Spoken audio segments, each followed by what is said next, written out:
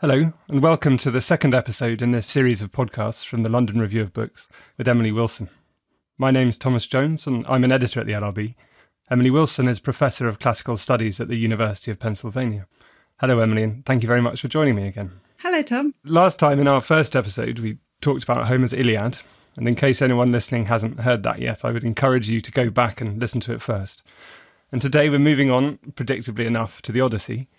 Emily's translation of the Odyssey came out in 2017, and she's currently working on a translation of the Iliad. Both poems are attributed to Homer, whoever he, she, or they might have been.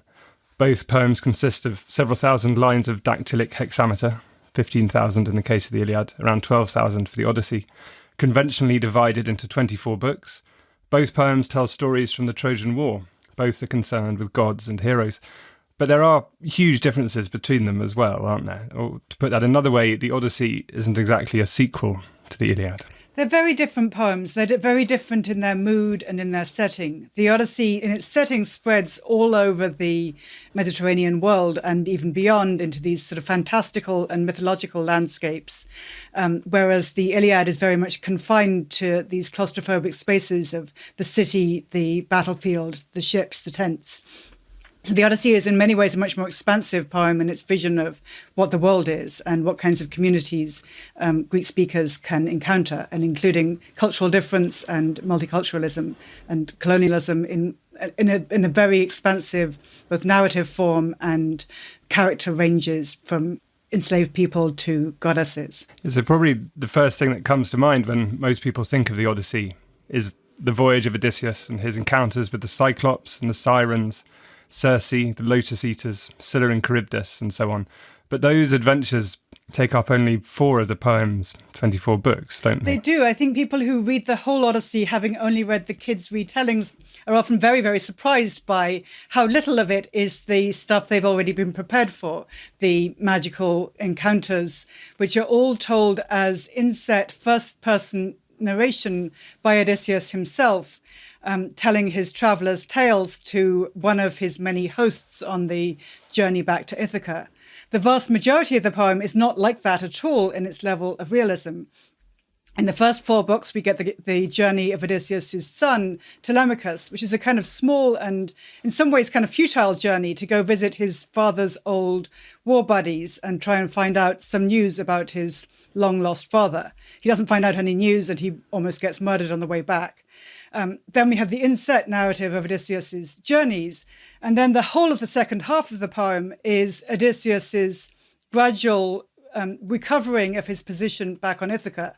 So in a way, it's a very odd structure, and I think it's very interesting as a narrative structure. And it's also very interesting in what it says about what a nostos or homecoming journey really is. Very little of it is the geographical travelling, and a whole lot of it is the building or rebuilding of relationships, both with those Odysseus is going to be with in the future and also those he feels he needs to kill. And also up to point those he meets along the way, because his journey home from Troy famously takes 10 years. It's as long as the war. There's 10 years of war, 10 years for him to get home.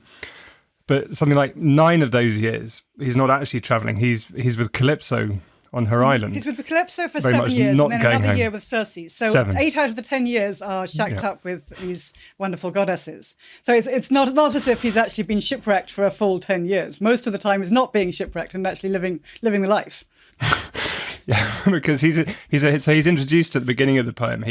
When it opens, he's Calypso's prisoner or captive, or so the goddess Athena describes him. Although it's not quite clear how captive he is. He's not exactly an unwilling captive of Calypso. Well, he is now unwilling. I mean, what we're told is that he no longer wants to be there.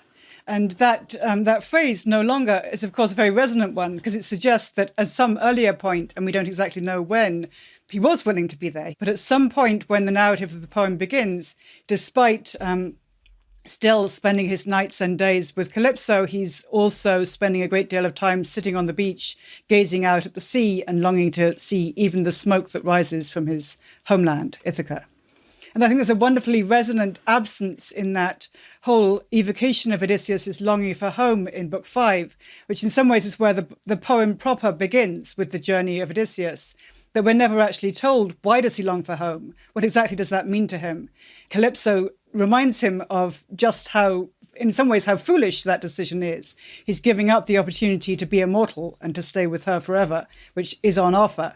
And instead, he wants to undertake a very, very dangerous and painful journey, which will involve the loss of all the wealth that he gathered in Troy and all the men that he took with him, to go back to an island where suitors are besieging his household and trying to marry his wife, and where he's going to die. And he chooses that all the same. Yeah, so should we listen to that exchange between Calypso and Odysseus? Yes, so this is from Book 5, and the goddess is Calypso, who speaks first. The goddess queen began. Odysseus, son of Laertes, blessed by Zeus, your plans are always changing. Do you really want to go back to that home you love so much? Well then, goodbye. But if you understand how glutted you will be with suffering before you reach your home, you would stay here with me and be immortal, though you might still wish to see that wife you always pine for. And anyway, I know my body is better than hers is. I am taller too. Mortals can never rival the immortals in beauty. So Odysseus, with tact, said, Do not be enraged at me, great goddess. You are quite right. I know my modest wife, Penelope, could never match your beauty. She is a human. You are deathless, ageless. But even so, I want to go back home, and every day I hope that day will come. If some god strikes me on the wine-dark sea, I will endure it. By now I am used to suffering. I have gone through so much at sea and in the war. Let this come too. The sun went down and brought the darkness on. They went inside the hollow cave and took the pleasure of their love, held close together. So he doesn't really give, as you said, he doesn't really give an adequate answer to the question of why he wants to go home to Ithaca, does he? It's sort of, well, I've endured so much suffering, I might as well endure a bit more. It's sort of, he's giving himself up to fate, or is the will of the gods, or it's what's expected of him, because we know he does, so he knows he has to. He has to fulfill this part in the narrative and this part in himself. I mean, I think it matters that Calypso's name is related to the verb kalupto, which means to hide or to veil.